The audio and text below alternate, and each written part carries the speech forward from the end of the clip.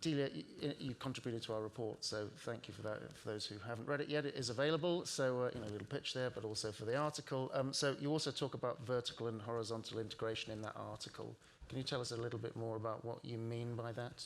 Yeah, I think a lot of the problems that wealth managers currently face, as Jan also alluded to, go back to really this fundamental question of how you position yourself as a wealth manager in the market. Positioning in 3 dimensions: product, technology, and distribution. And I think traditionally, a lot of wealth managers and banks have really tried to cover the complete value chain across these 3 dimensions. And what we've seen is that for most of them, this has not really been efficient, which is also the reason why a lot of other players, wealth techs, other participants have actually entered the market. And in order to get some of this share of revenue and actually increasing market, I think we heard it before with new generations inheriting money, etc. I think this aspect of clearly positioning yourself is crucial. I think just recently there was a Bain study that again put this aspect of positioning at the forefront. And I think that that's an essential topic and is something that goes across dimensions with regards to where do you put your core strength, where do you maybe do partnerships, collaborate with other players, and where do you accept that you're maybe not best in class. That's essentially what it requires. And if we then look again at horizontal and vertical, you can do this all horizontally. So in the same industry, Radicant, for example, could provide their products to other wealth managers or other banks, or they could do this in a completely different industry, which is vertical. And we know that vertical, of course, is much more disruptive, but it's also much more complicated. It requires different knowledge, it requires a lot of openness, and that's also the reason why we don't see it that much in the market yet, but we have players in the market like Radicant who start to do approaches a little differently, who do more partnerships, who maybe accept that they cannot put their focus on every part of the value chain. Makes sense. It's a hard journey, right, to set up a new bank, and you have to focus on the proposition and differentiation, which you've clearly done. So what do you think about these 3 dimensions and how you've approached it?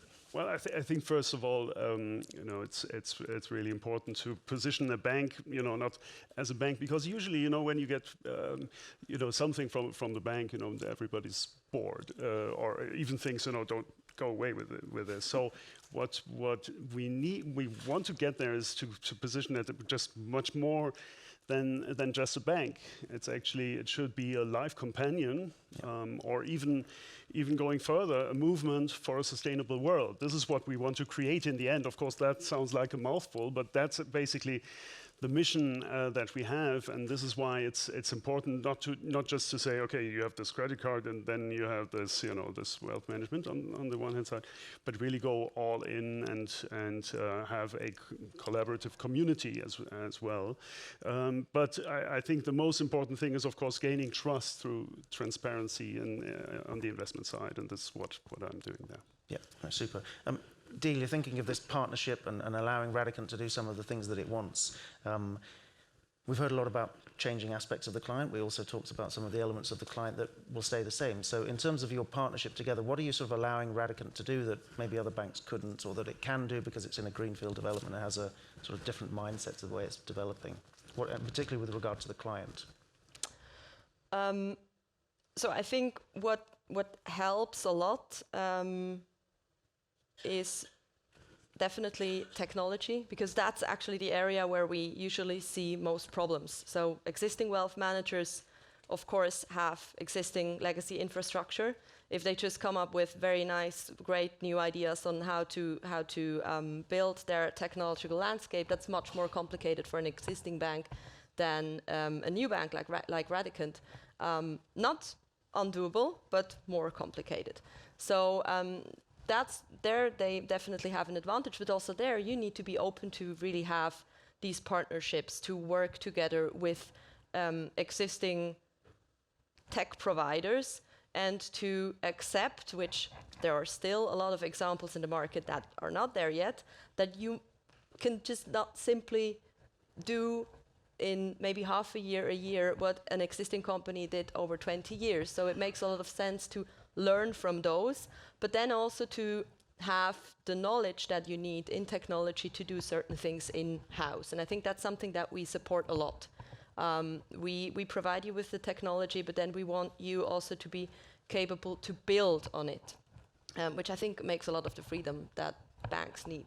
Yep.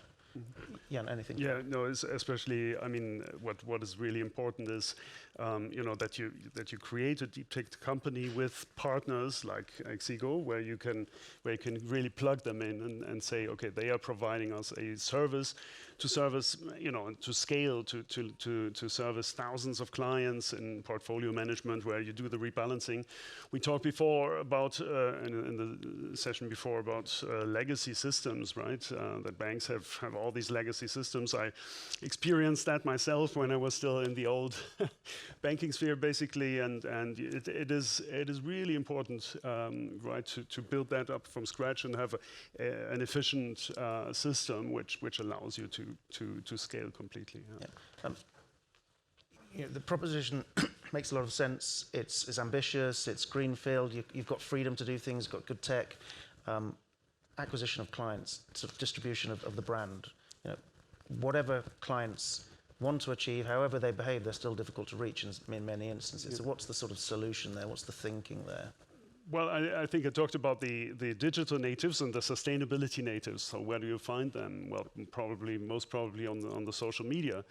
So you need basically to create a social media community and also get that really into the system and finally on the web, on the app, having a community which discusses about sustainability, which investments could be, you know, actually provide you know, a path for a better world.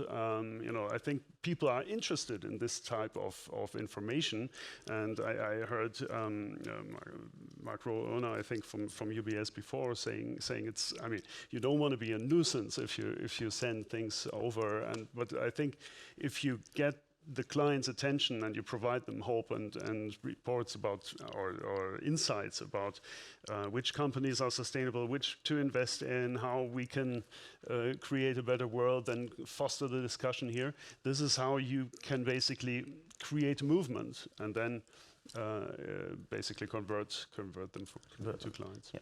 Delia, I think traditionally banks might be relatively poor at distribution, at engaging and winning clients. What do you think? I agree. Maybe not saying poor, but it's maybe their weakest part, especially compared to other participants in the market. Because if I ask a wealth manager, are you good at distribution? All of them say, yeah, of course we have our clients, they trust us, etc. But if you compare them with the mass market participants who have a much broader reach, they're still very weak. And I think for me, fundamentally, the distribution and client acquisition has a fundamental aspect, which is trust. And Jan also mentioned that before. And I think what is very important to understand is that in today's world, or today's generations build trust fundamentally differently from what previous generations did, or at least there has emerged a very crucial angle, which is whether something technologically works and whether it complies with my digital habits as a client. And this is a capability that is not very easy to learn. It's costly, it's complex, and I personally think it's not the home turf of existing wealth managers. So it's probably the area where they struggle most. They need to find new approaches like social media, like others, etc. Maybe look at how other mass market distributors are doing things. Not everything is applicable to the wealth management industries, but again here, an open mindset always helps to maybe find new solutions to go that way, or also in that area, actually start partnerships. Mm-hmm. Yep. But I think here is also where the products come in, or the offering, basically, because you can have the perfect way of approaching clients and then, you know, not being able to offer the right things. And I think with, you know, the sustainability issue gaining ground, we just have COP27 in Egypt. The big climate questions are not being tackled.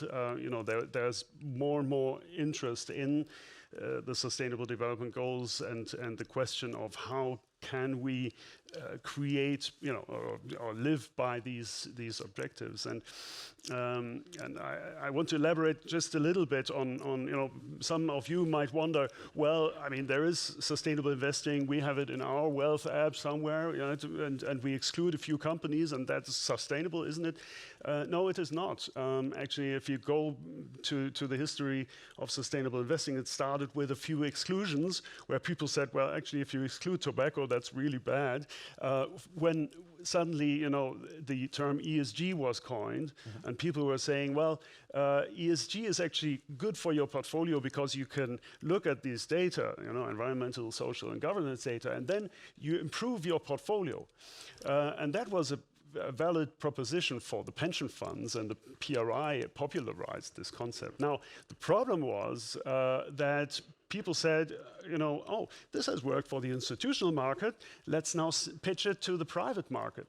But actually that doesn't work, because it's, if you pitch it to the privates and say you're improving the world, you're making the world a better place with ESG products, it is greenwashing, because basically the ESG is more for your portfolio, for improving your portfolio, and not for a better world.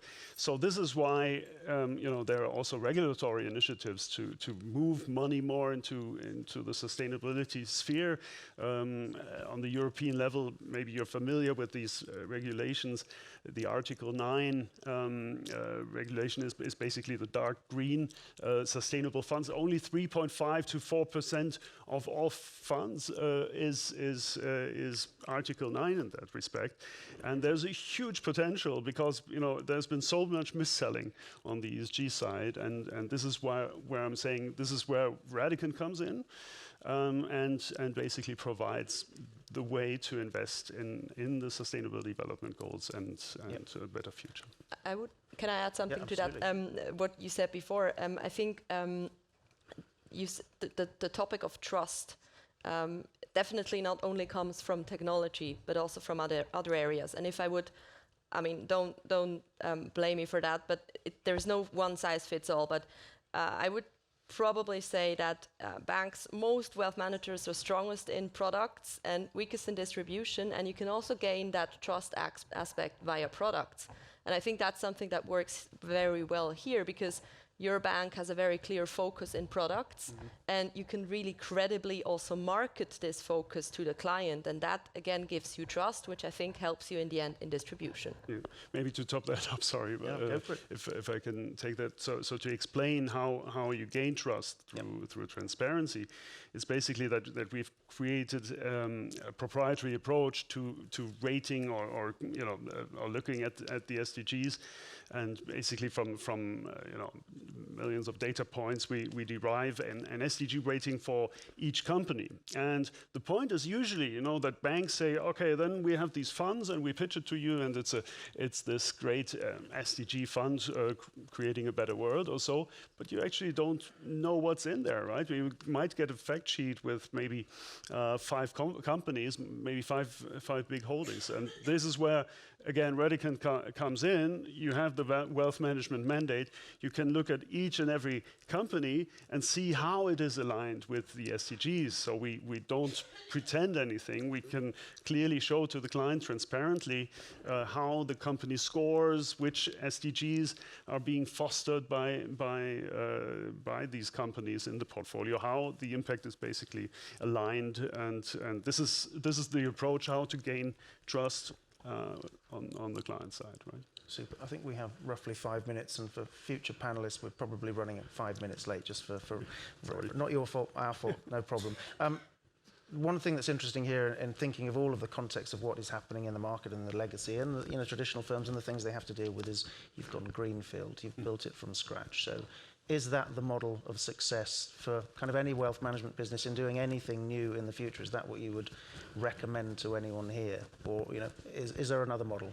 Well, I think we've been very fast moving, gaining the Swiss banking license in 10 months or so. But of course, I mean, it is a tough thing to do. So no, if you don't have the value proposition, just don't create another bank which which is, I think the space is already too crowded. Yeah.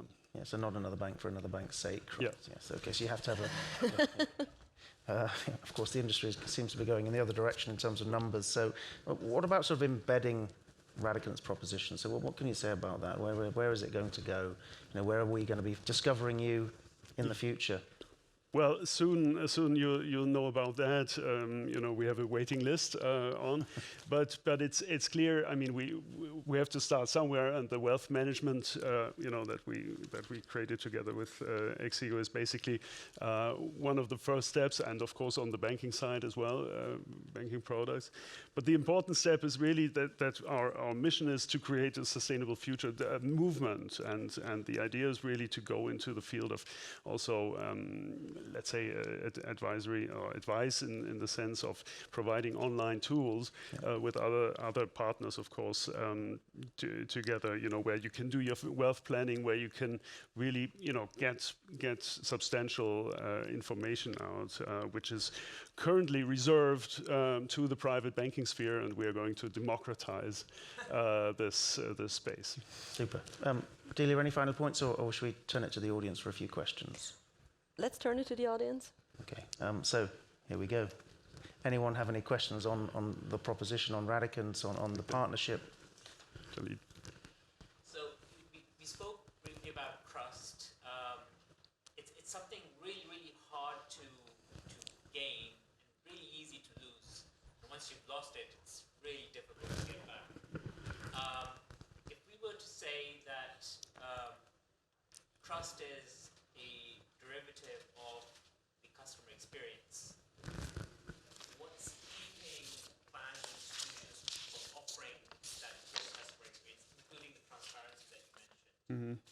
Knowing that they already know what the problem is, but for some reason, by the time they get to delivery, it kind of falls apart.